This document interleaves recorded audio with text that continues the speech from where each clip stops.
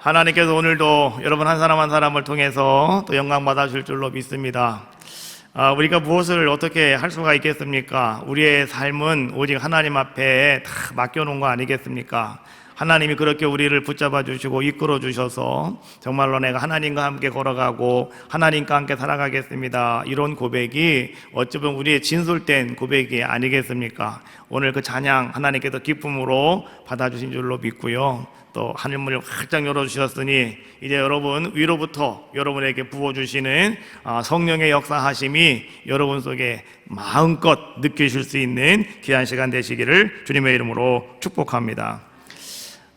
우리는 성경 말씀을 보다 보면 다윗이라고 하는 아주 참 위대한 왕을 우리는 바라보게 됩니다. 다윗은 이새의 8번째 아들로 태어났습니다. 그리고 다윗은 말이죠, 이 형들과 함께 저 산과 들로 나가서 양들을 이렇게 잘 치고 있던 목동이었습니다.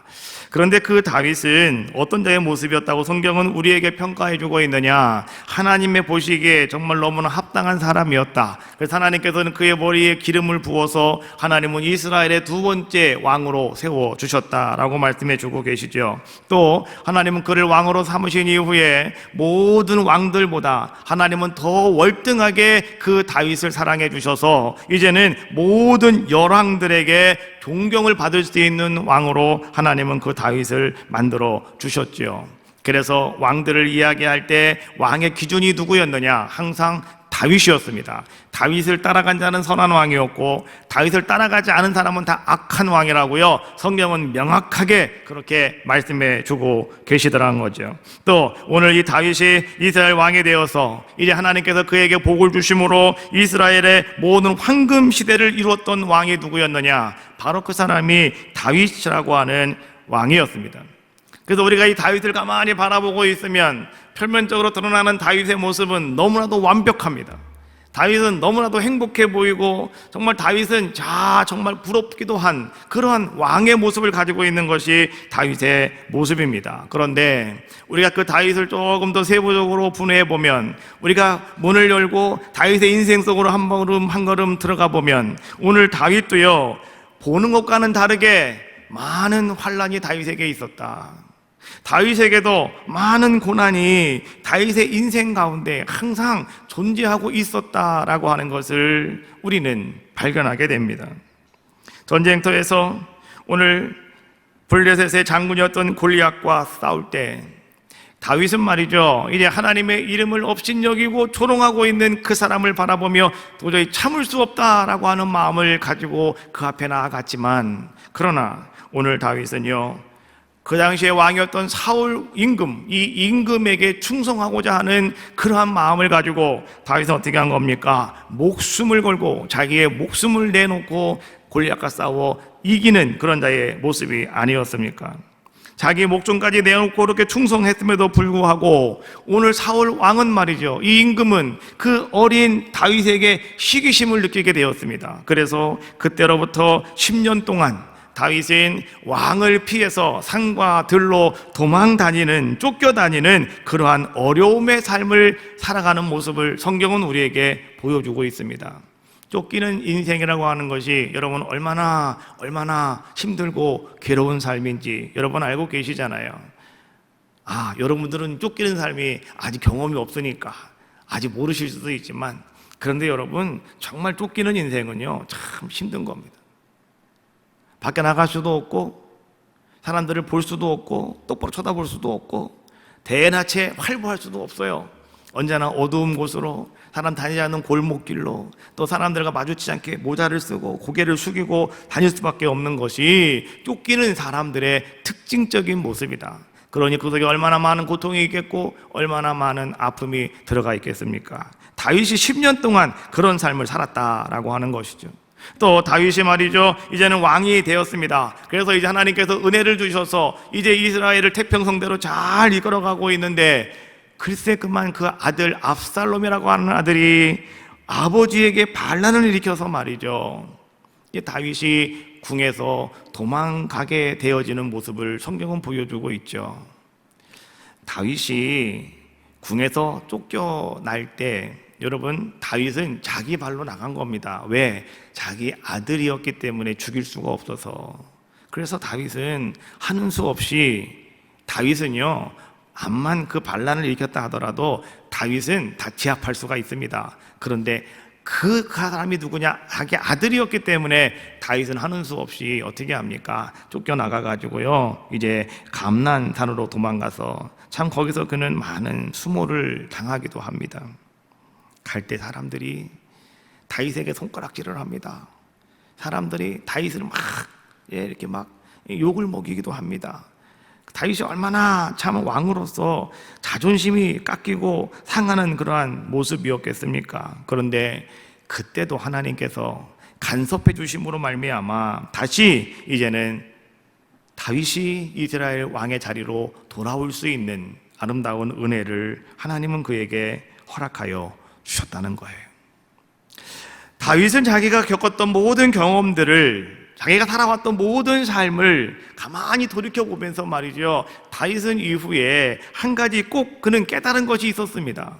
그것이 무엇이었냐고 하면 다윗은 이렇게 말을 합니다. 내가 어려서 골리앗을 내가 무너뜨린 것도, 내가 골리앗을 쓰러뜨린 것도 내 힘이 아니라 그것은 하나님의 힘이었구나. 다윗은 그것을 깨달았고요. 그 다음에 두 번째, 사울 왕으로부터 말이죠, 그가 10년 동안 쫓김을 당할 때 그 어려운 상황 속에서도 하나님은 내 머리카락 하나도 상하지 않게 해주셨다. 이것도 내가 잘나서, 내가 능력이 있어서, 내가 잘 숨어서 이렇게 한 것이 아니라 바로 하나님의 보호하심이었구나 라고 하는 것을 다윗은 나중에 그것을 깨닫는 자의 모습이 되었다는 겁니다.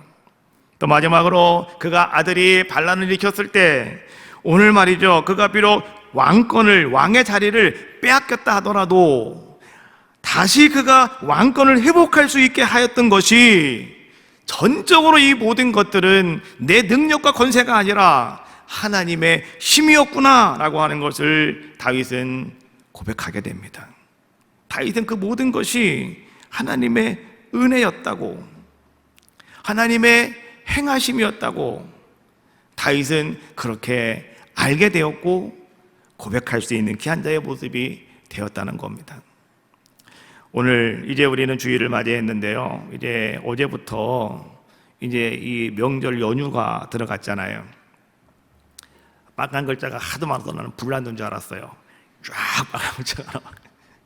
그러다가 보니까 이제 주일인데 어떤 분은 또 고향에 먼저 가신 분도 계시고, 또 이제 오늘 가려고 막 준비하시는 분도 계시고, 다 그렇죠. 그런데 여러분, 우리가 이 추석을 맞이하면서 우리는 자, 무엇을 우리가 먼저 생각해야 될까? 추석을 맞이하면서 우리는 이 한 해 동안 여러분들이 잘 살아오셨는데, 이 살아왔던 모든 것들이 이거 나의 능력이 아니구나, 나의 잘남이 아니었구나, 이거 내가 어떻게 운이 좋아서 이렇게 된 것이 아니었구나 라고 하는 것을 우리는 알아야 돼요. 이 모든 것이 다 우연이 아니라 하나님의 은혜였구나, 우리 이거 깨달아야 되는 겁니다. 오늘 한 해 동안 여러분, 이제 우리가 9월달이잖아요. 비록 8개월 동안 내가 살아왔는데 이 8개월 동안도 하나님의 은혜로 내가 살아왔구나. 지금 여러분들이 말이죠, 걸어가며, 여러분들이 예배하며, 여러분들이 말이죠, 뭔가 할 수 있는 모든 것들, 이게 다 그 당연하다고 생각하시면 절대 안 된다는 거예요. 하나님의 은혜구나. 그래서 우리가 이렇게 명절을 맞이하면 은혜를 나누는 겁니다. 하나님께 은혜를 나누고, 이웃과 은혜를 나누고, 부모님께 은혜를 나누는 거예요. 그것이 바로 명절이잖아요. 그래서 오늘 우리가 예배할 때도 마찬가지입니다. 내가 살아온 모든 것들은 이거 절대 우연이 아니다, 하나님의 은혜였습니다. 우리 그런 고백이 있으셔야 됩니다. 한번 우리 그런 고백 한번 해보고 말씀 이어가도록 한번 해보겠습니다. 자, 은혜, 내가 누려왔던 모든 것들이, 한번 찬양 한번 해봅시다.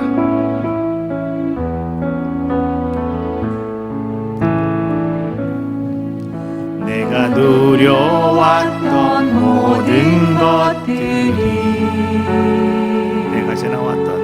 내가 지나왔던 모든 시간이, 내가 걸어왔던 내가 걸어왔던 모든 순간이 당연한 것이 아니라 당연한 것 아니라 은혜였소. 아침 해가 뜨고 저녁에 너의 봄의 꽃향기와 봄의 꽃향기와 가을의 열매 변하는 계절의 모든 순간이 당연한 것이 아니라 은혜였소. 당연한 것 아니라 은혜였소. 내가 이 땅에 태어나는 것, 내가 이 땅에 태어나 사는 것 어린아이 시절과 어린아이 시절과 지금까지 숨을 쉬며 살며 꿈을 꾸는 삶, 숨을 쉬며 살며 꿈을 꾸는 삶 당연한 것이 아니라 당연한 것 아니라 은혜였소. 내가 하나님의 자녀로 살며 오늘 찬양하고 예배하는 삶, 복음을 전할 수 있는 축복이 당연한 것이 아니라 당연한 것 아니라 은혜였소. 모든 것이 은혜.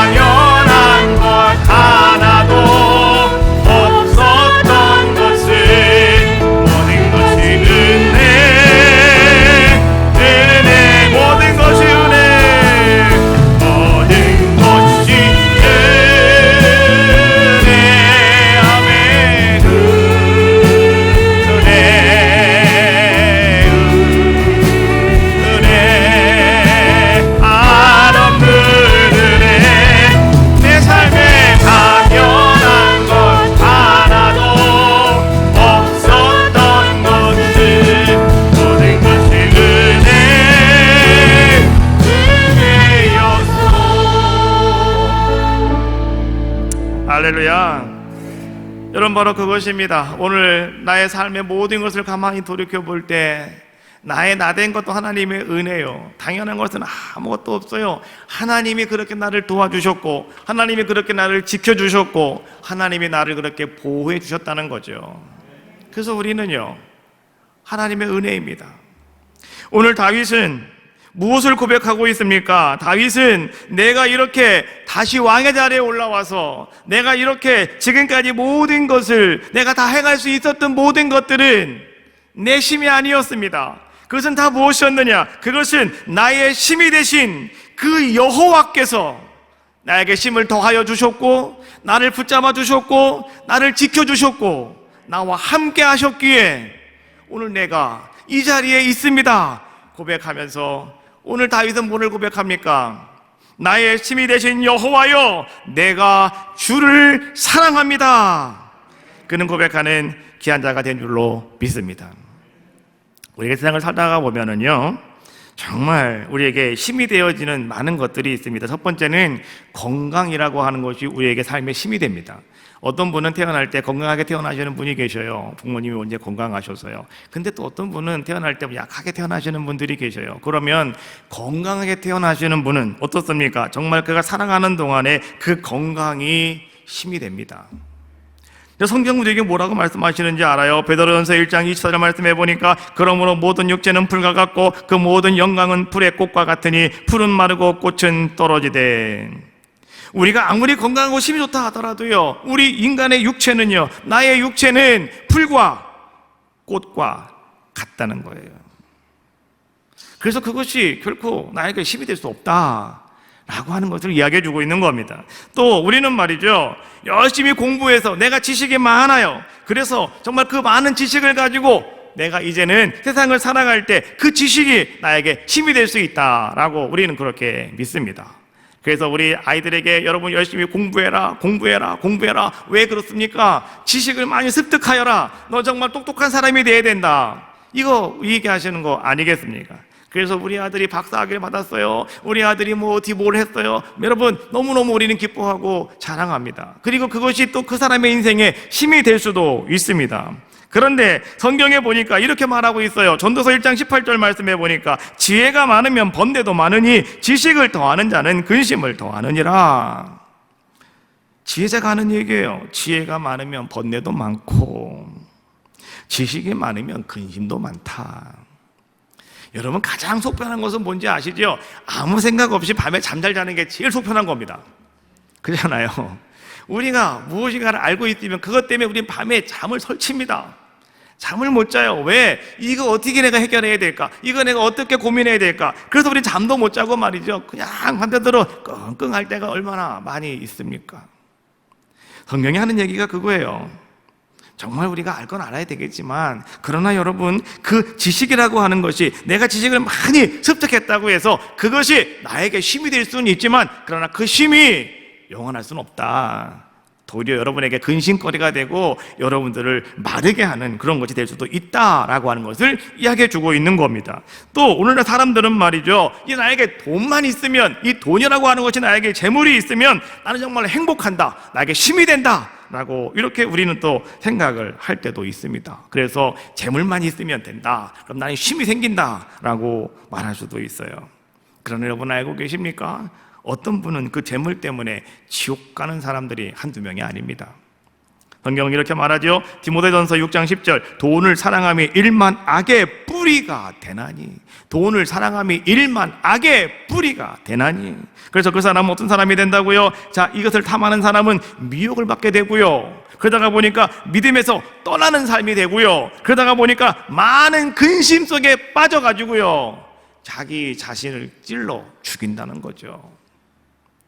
그러니까 어찌 보면 이 돈이 나에게 힘이 되는 것이 아니라 돈이 나를 죽이는구나. 그러니까 그것도 결코 힘이 될 수 없다라고 하는 것을 이야기해 주고 있습니다. 성경에 보니까 삼손이라고 하는 사람이 나오는데, 이 삼손은요, 자, 어떤 아이콘입니까? 가장 힘이 센 사람의 아이콘이 바로 삼손입니다. 근데 이 삼손이 어떻습니까? 정말 건강했습니다. 힘이 엄청나게 셌습니다. 그런데 그 삼손도요, 하나님께서 버리시니까 하루아침에 그는 무너져 버리는 귀한 그런 어처구니없는 모습이 되더라라고 하는 것, 여러분 아셔야 돼요. 여러분들이 아무리 많은 재물을 가지고 있고 아무리 많은 여러분들이 물질을 가지고 있다 하더라도요, 분명히 아십시오.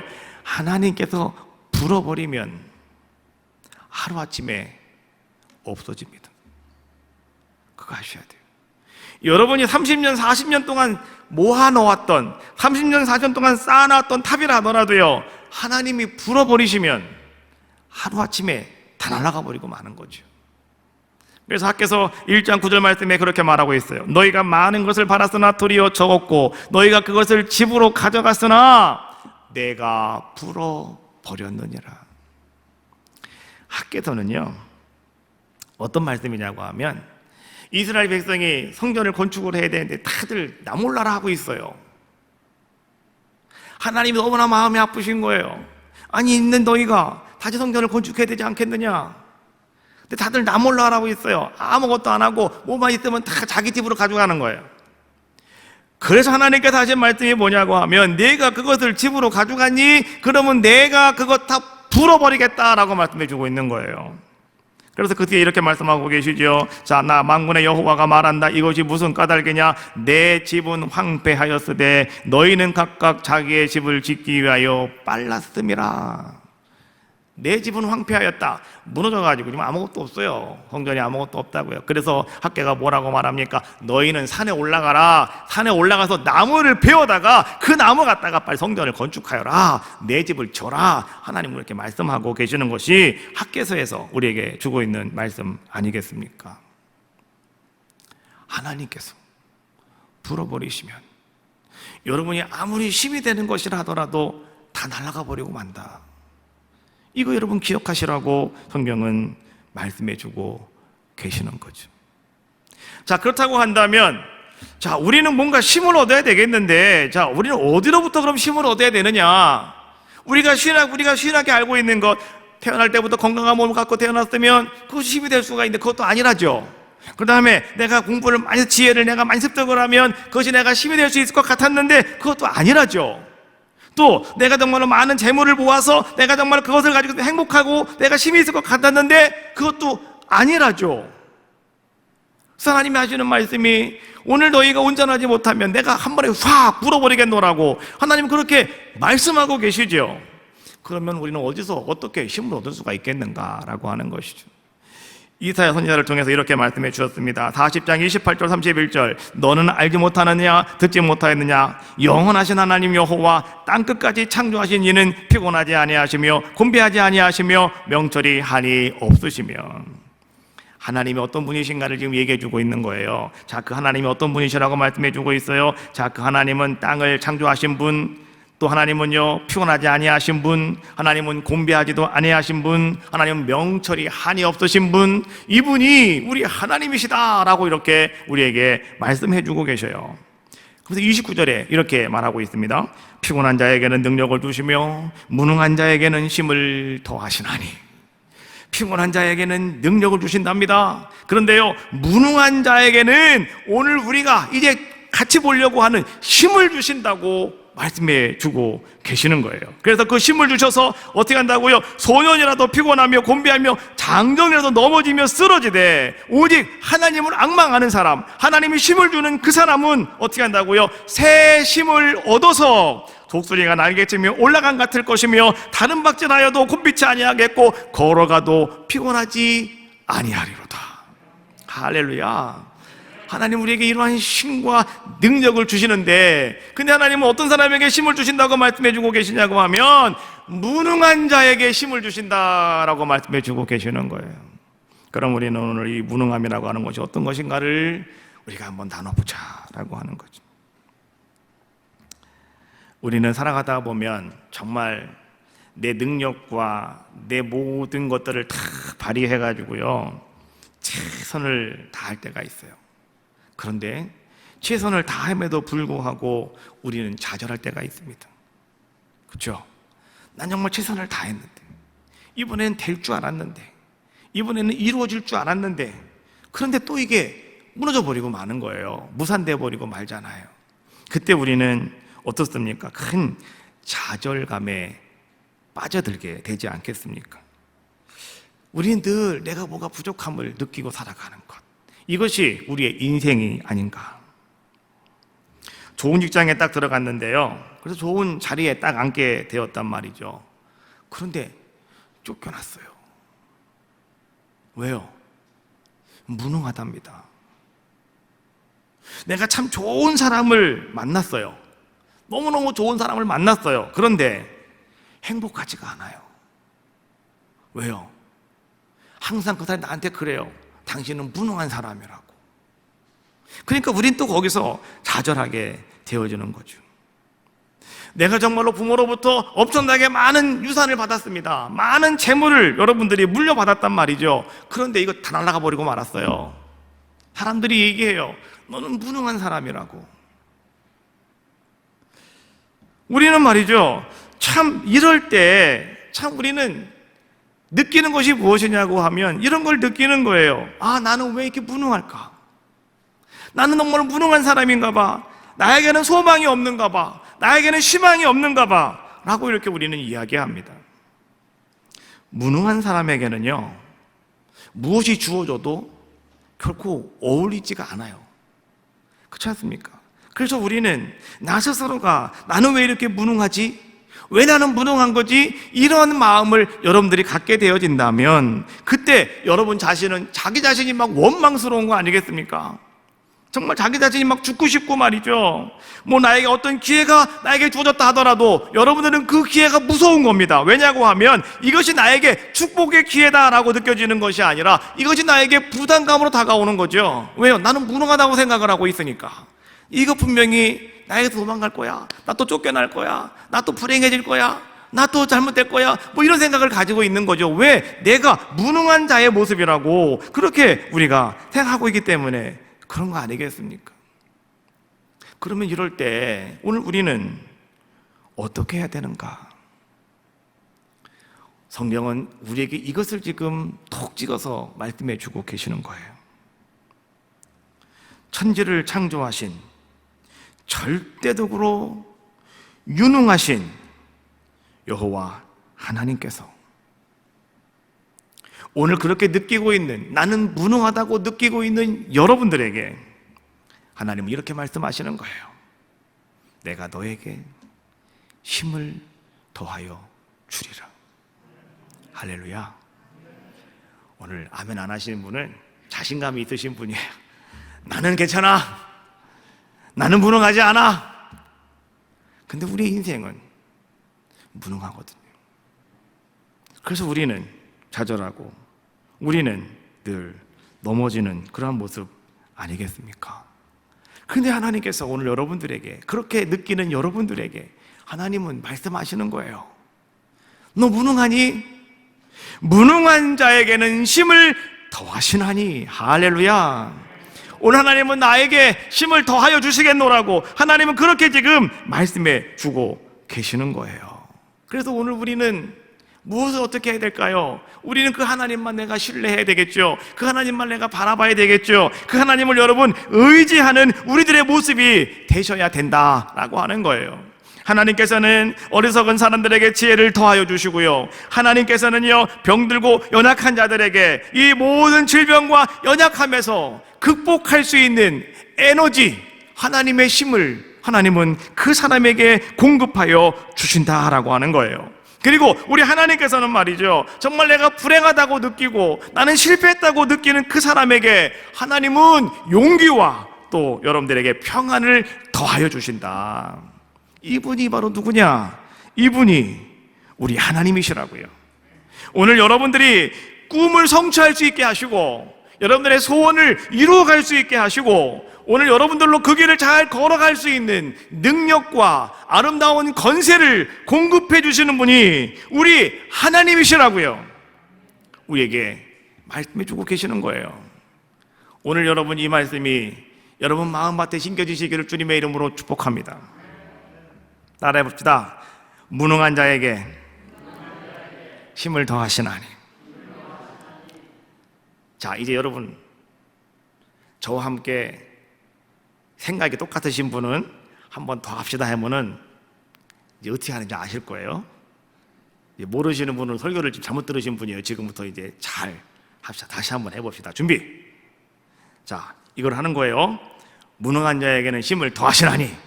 다시 한번 하겠습니다. 준비, 시작. 무능한 자라고 하신 분 손 한번 들어봐요. 무능하다고 하신 분. 예, 그러면 자기 이름을 두신 분 손 한번 들어봐요. 할렐루야.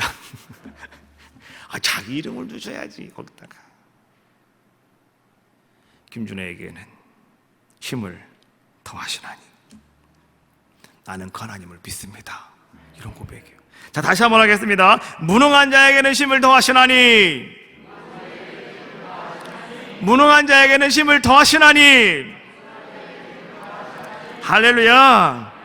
오늘 하나님은 여러분들에게 말씀하시는 거예요. 내가 너에게 힘을 더하여 주겠다. 너는 절대 무능한 자가 아니다 라고 말씀해 주고 계셔요. 어떤 사람이 너에게 너는 무능한 사람이라고, 너는 나가라고, 너는 안 된다고 말한다 하더라도 나는 절대 무능한 사람이 아니다.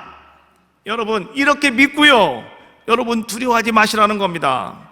하나님이 여러분들을 바라보고 계시다는 거예요. 하나님 여러분들에게 능력을 더하여 주신다는 거예요. 어떤 어려운 것도 잘 감당할 수 있도록 하나님 여러분들에게 힘을 더하여 주시겠다 말씀하시는 줄로 믿습니다. 오늘 우리는요 그 힘 주실 것을 믿고 어떻게 하라고요? 담대하게 한 걸음 한 걸음 주님께로 가까이 나가시기를 주님의 이름으로 축복합니다. 필립 컬러라고 하는 사람이 있는데 이 사람은요 전직이 목자였습니다. 양을 치는 목자였습니다. 근데 이분이 책을 썼는데요, 거기에 보니까 이런 얘기가 나와요. 양이 가장 낙심하는 순간이 언제냐?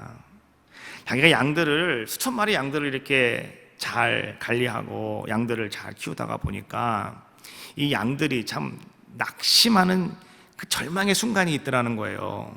그게 언젠가 가만히 보았더니 그것은 양이 뒤집어지는 순간이랍니다. 양이 뒤집어지는 순간. 뭔 말인지 아시겠어요? 양이 가다가 갑자기 펑 넘어져가지고 두 다리가 하늘을 향하고 있을 때 이게 뒤집어진다고 그러잖아요. 그렇죠? 이때가 양이 가장 낙심의 순간이랍니다. 이거는요, 양들이 누구나 다 경험하는, 양들이 한 번쯤은 다 양들이 경험을 한답니다. 그냥 보편적인 일반적인 경험을 할 수 있는 그러한 모습이랍니다. 그래서 양들은 때때로 잘 뒤집어진다는 거예요. 근데 일단 한번 뒤집어진 양들은요, 두 다리를 허공을 향해서 흔들기만 하지 어떻게 할 수가 없다는 거예요. 그냥 막 허우적거리만 있습니다. 엎어져 자빠져가지고요, 그냥 두 다리 하늘을 향해서 막 그냥 막 흔들고는 있어요. 막 허우적거리고는 있는데 혼자 힘으로는 도저히 양은 일어설 수가 없답니다. 우리는 넘어져도 일어날 수가 있잖아요. 그렇죠?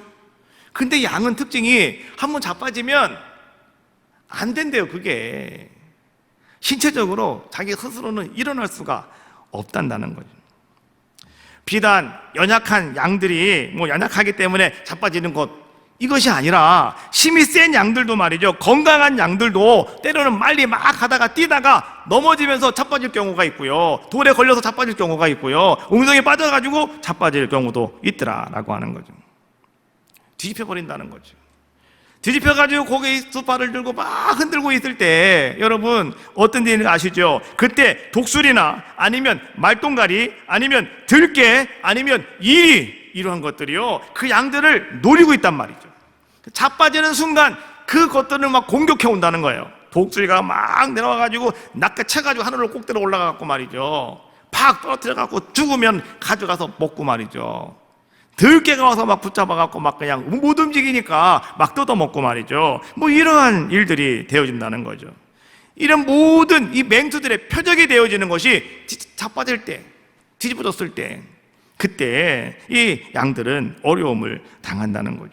그래서 목자의 임무는 뭐냐고 하면 매일매일마다 양들의 숫자를 세는 겁니다. 자빠진 게 있나 없는가 보려야죠. 안 보이면 놓고 온 거 아니에요. 그러니까 숫자를 세가지고 하나가 없으면 얘 분명히 자빠졌구나, 찾아갖고 와야 되는 거니까요. 혼자는 도대체 일어날 수가 없으니까요. 그래서 목자는요, 이제는 뒤집힌 양들이 있으면 쫓아가가지고요, 그 양을 들어가지고 세워준 다음에 어떻게 한다고요? 가만히 두면 안 된답니다. 너무 그냥 흐를 막 엎어져가지고 손발을 막 흔들다가 보니까 이제는 피가 다 밑으로 내려가가지고 일어서도 말이죠, 이게 마비가 된 거예요. 이제 마비가 돼갖고 못 움직인다는 거예요. 그래서 목자가 어떻게 하느냐, 일으켜준 다음에는 네 다리를 막 마사지를 해준다는 거예요. 얼음을 준다는, 막 마사지를 해줘가지고 혈액순환이 잘 되게 만들어주면 양들이 이제는 푸룩푸룩 해가지고 일어서 또 걸어간다는 거예요. 사람들도 양들처럼 뒤집어질 때가 있습니다. 누구도 나를 도와줄 수 없을 때가 있다는 거죠. 나 혼자 힘으로 도저히 일어날 수 없을 뒤집어지는 경우가 우리들에게도 있는데, 그때가 언제냐? 첫 번째, 내가 상처를 입고 시험에 들었을 때, 그때 우리가 뒤집어지는 거예요. 그때는 자기 혼자로는 도저히 일어날 수 없는 상황이 되어지는 거죠. 두 번째가 언제냐고 하면 죄를 졌을 때, 그때 또 우린 뒤집어져요. 나 혼자서는 도저히 어떻게 감당할 수가 없는 거예요. 세 번째는 언제냐고 하면 힘든 일을 감당하다가 너무 힘들어서 지쳐가지고 또 뒤집어질 때가 있습니다. 또 우리의 인생의 위기를 만났을 때 내가 이것을 감당할 수 없는, 내가 감당할 자신이 없어요. 너무나 두려움이 가득 차고 말이죠, 불안함이 나에게 가득 채워졌을 때, 그때 또 우리는 뒤집어져 버리고 마는 것이죠. 이럴 때는요, 우리 스스로도 어떻게 해결할 방법이 없어요. 여러분의 힘으로 도저히 이거 극복할 수가 없습니다. 여러분이 능으로도 이거 안 된다라고 하는 것이죠. 그때 어떻게 해야 되느냐? 그때 우리는 하나님의 새 힘을 공급받으면 달라진다는 거예요.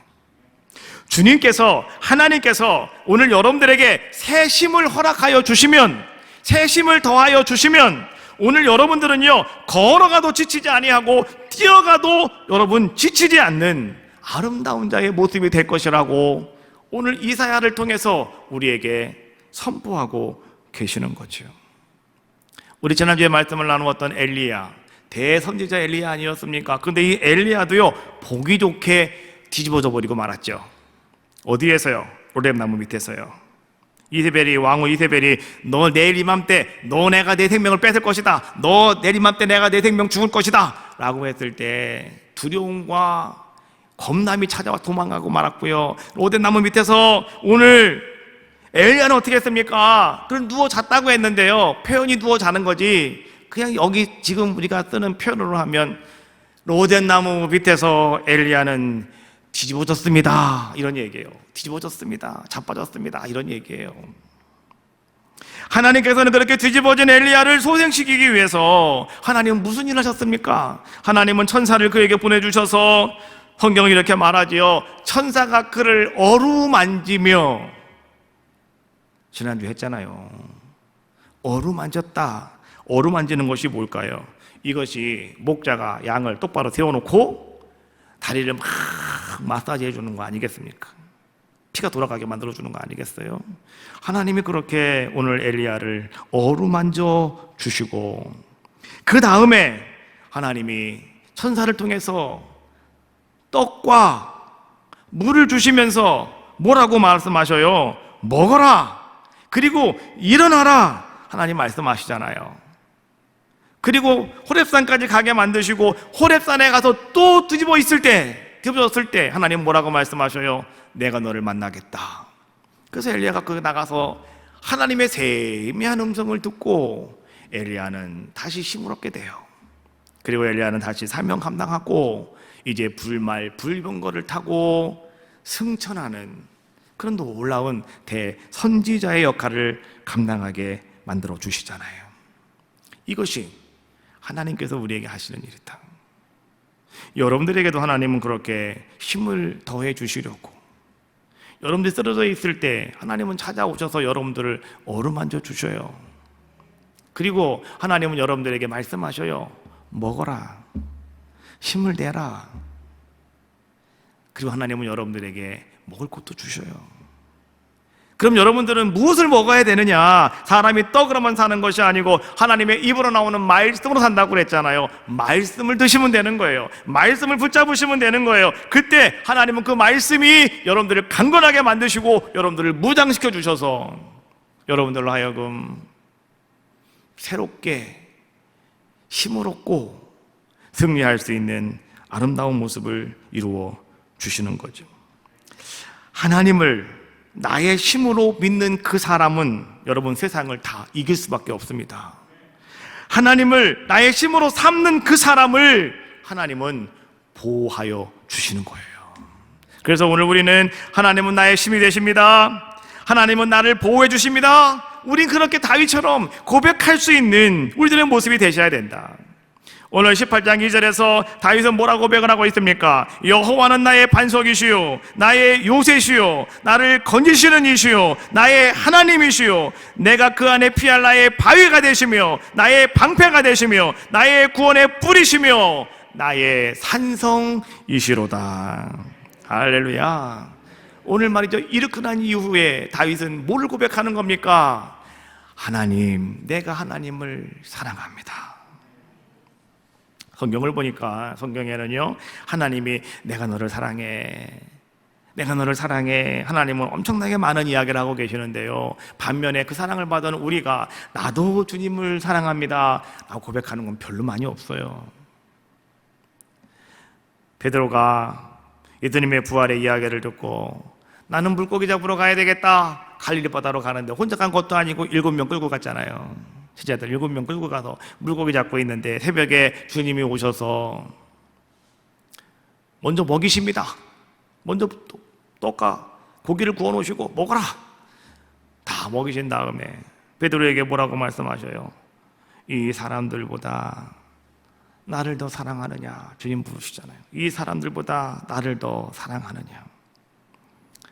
그때 베드로가 하는 고백, 예, 주님, 내가 주님을 사랑합니다.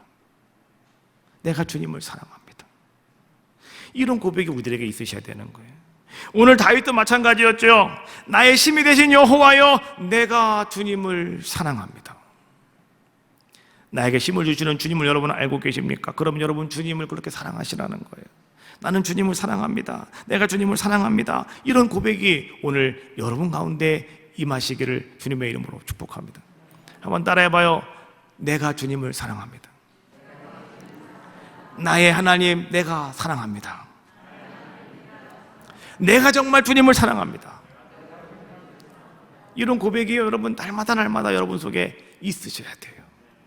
다윗이 그것을 지금 우리에게 보여주고 있는 거예요. 또 우리는요, 그 하나님 앞에, 나에게 힘을 더해주는 그 하나님 앞에 우리는 어떤 삶을 살아가야 되느냐? 감사하는 삶을 살아가셔야 돼요. 우리가 믿음 생활하면서 말이죠, 여러분, 이 믿음 생활의 이 눈금이 과연 뭘까? 내가 이 믿음 생활 속에서 여러분들이 정말로 내가 어느 정도 내가 하나님을 잘 믿고 있고 내가 어느 정도 믿음을 가지고 살아가는지 뭔가 확실하게 보여줄 수 있는 눈금이 과연 뭘까? 여러분 궁금하지 않습니까? 어떤 사람은 말이죠, 뜨거운 방에서 나와가지고 아이고 추워 하시는 분이 계셔. 뜨거운 방에 있다가 밖에 나갔더니 아이고 추워 그래요. 근데 어떤 사람은 그 추운 겨울날 방에도 못 들어가고 밖에서 노숙을 하면서 밤을 잔 다음에 날씨가 더 추워지니까 아이고 추워라 하시는 분이 계셔요. 근데 여러분 보세요. 방에 있다가 나와서 춥다고 하는 분의 그 온도와 추운 겨울날 밖에 노숙하고 있다가 아이고 추워라고 하는 사람의 그 사람의 두 사람의 온도는 같을까요? 다를까요? 다르죠. 뜨거운 방에 나온 사람은요 30도가 아니까 이 사람은 한 25도만 돼도 춥다고 그래요. 이 사람은. 그렇죠? 그런데 추운 곳에서 있다가 온 사람은요 아이고 추워 하는 온도가 이 사람은 영하 2도예요. 그러니까 차이가 있는 거예요. 지금 사람들은 다 자기가 느끼는 것에 대해서 다 차이가 있다는 거예요. 그러면 여러분 보세요. 우리가 신앙생활도 마찬가지예요. 내가 정말 신앙생활함에 있어서 정말 내가 하나님 앞에서 내가 하나님 내 믿음이 이만큼입니다. 오십시오. 내 믿음은 여기까지입니다. 뭔가를 보여주셔야 되겠는데 그러면 하나님이 여러분들의 믿음을 정확하게 보일 수 있는 이 온도계 눈금과도 같은 것이 과연 무엇이냐? 그것이 바로 여러분 데살로니가전서 5장 18절에 있는 말씀 범사에 감사하라 이런 말씀이에요. 모든 일에 여러분 감사하는 자가 되셔라. 예, 이것이 그리스도 예수 안에서 너희를 향하신 하나님의 뜻이다라고 말씀해 주고 계시는 거예요. 부모님의 은혜를 감사하는 사람은요 절대로 불효자가 될 수가 없습니다. 여러분 효자 되십시오. 효녀가 되셔야 돼요. 그러면 부모님의 은혜를 아는 사람이에요. 그 사람은 절대 불효자가 될 수가 없어요. 선생님의 은혜를 감사하는 사람, 선생님의 은혜에 감사하는 사람은요 절대로 낙제생이 안 됩니다. 은혜에 감사하는 사람은 항상 점수가 잘 나오게 돼 있는 거예요. 그렇잖아요? 임금님의 은혜를 감사하는 사람은 그 신하는 절대 반역자가 될 수 없다. 은혜를 아는 사람은 절대 반역 안 한다는 거죠. 충성한다는 거죠.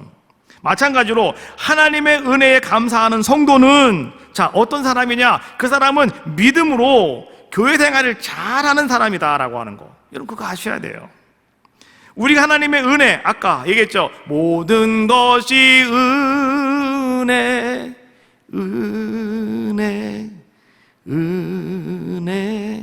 한없는 은혜 아까 찬양했잖아요.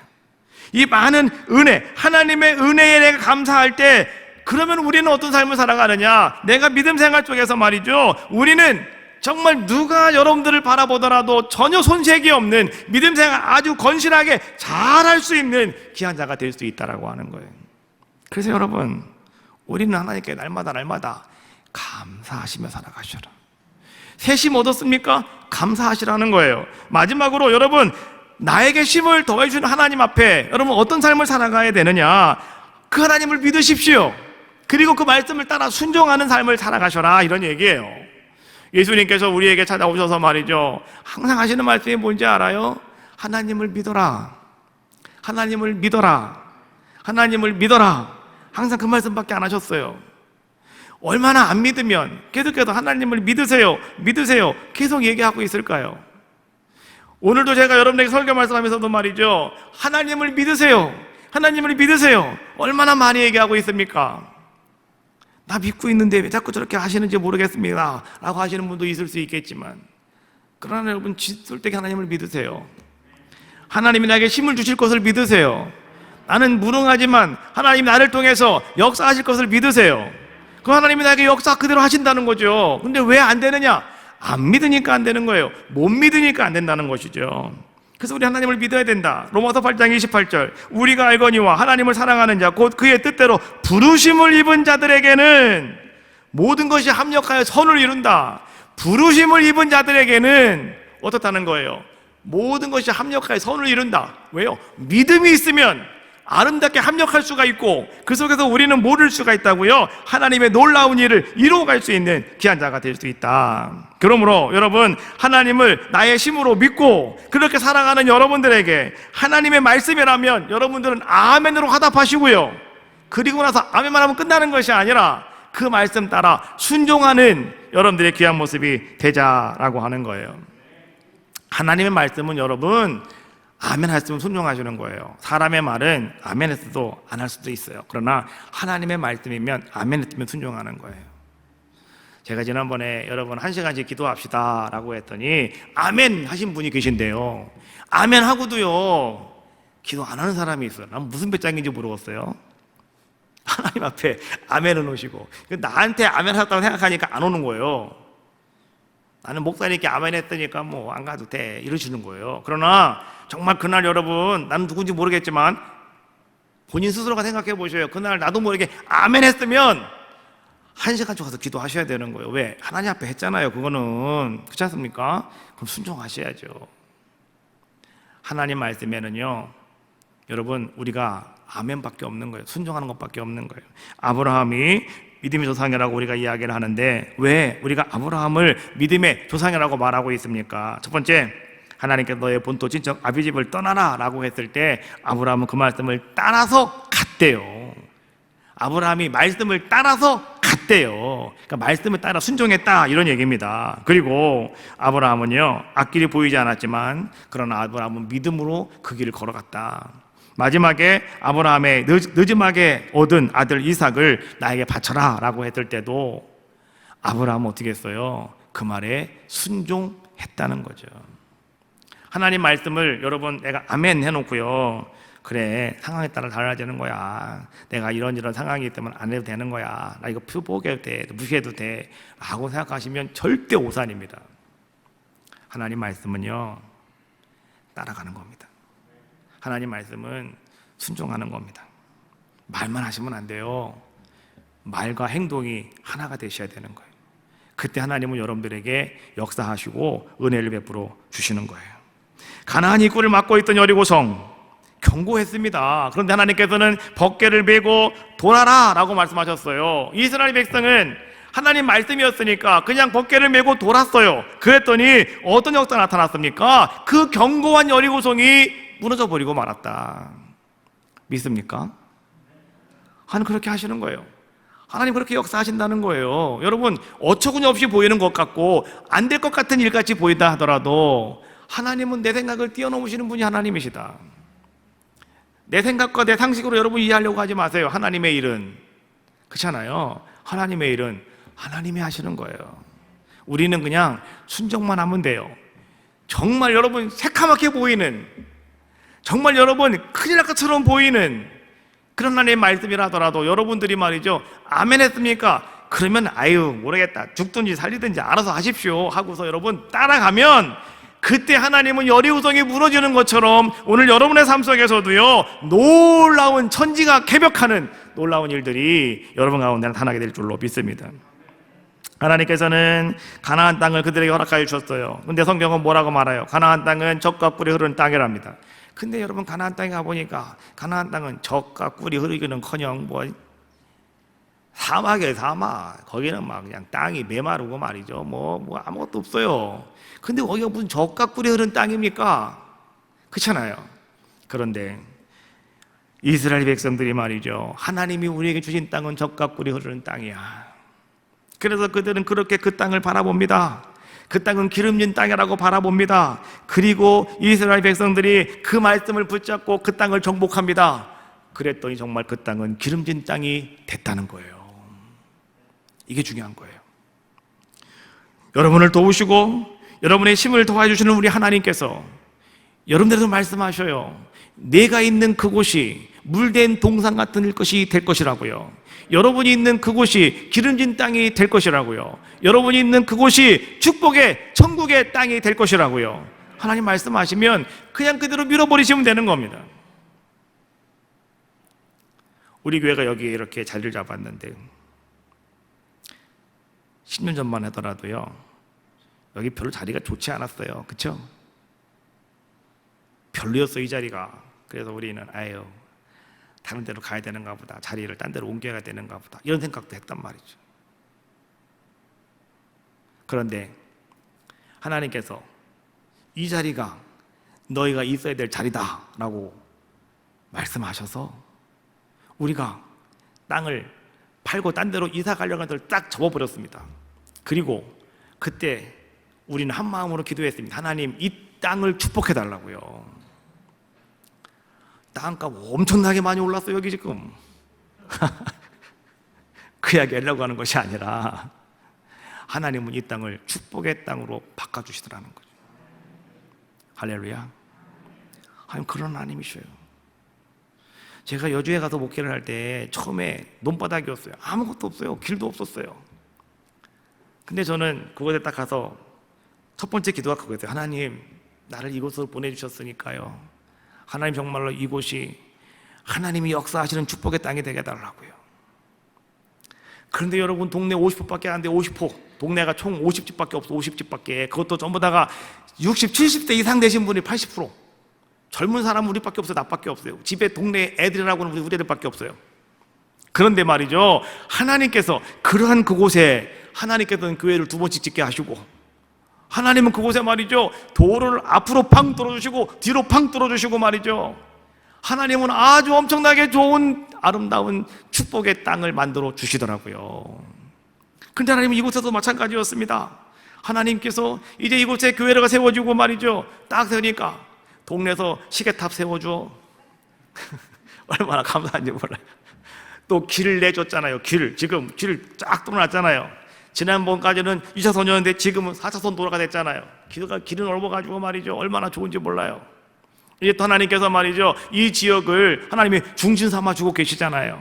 기름진 땅으로 만들어 주시는 거예요. 누가? 하나님께서 그렇게 하신다는 거죠.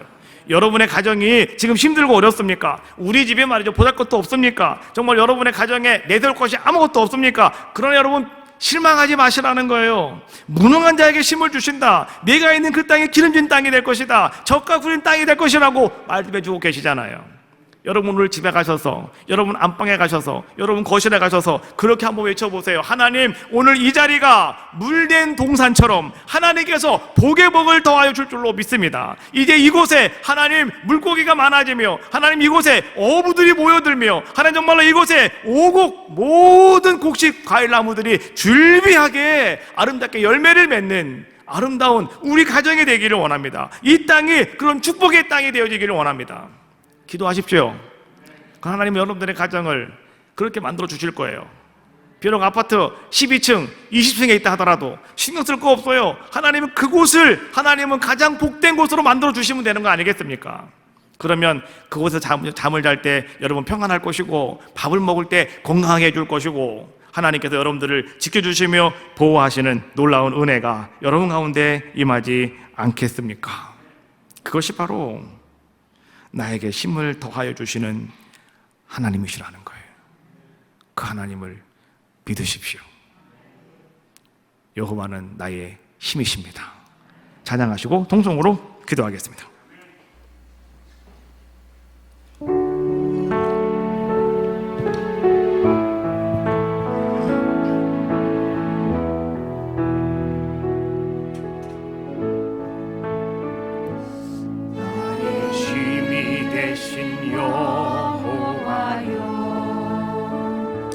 내가 주님을 사랑합니다.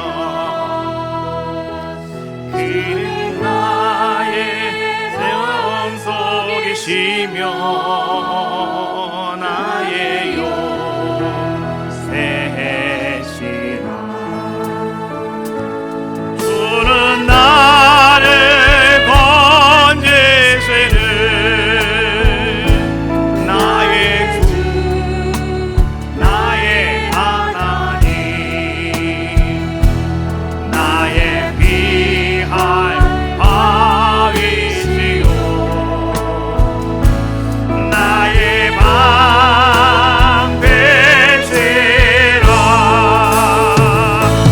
나의 하나님,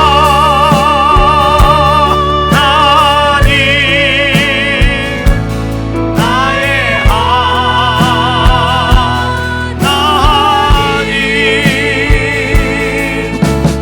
구원의 뿌리시요 나의 산성이라.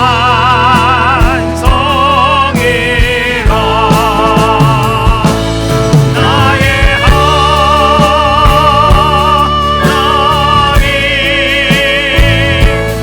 나의 하나님,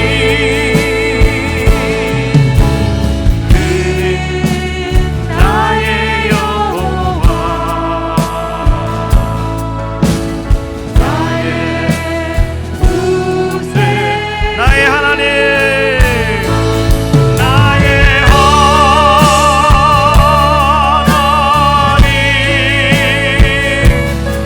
나의 하나님,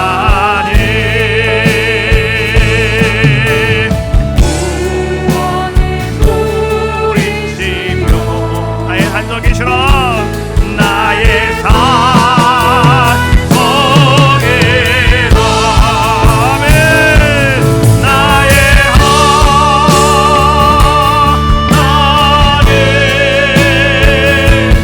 나의 하나님,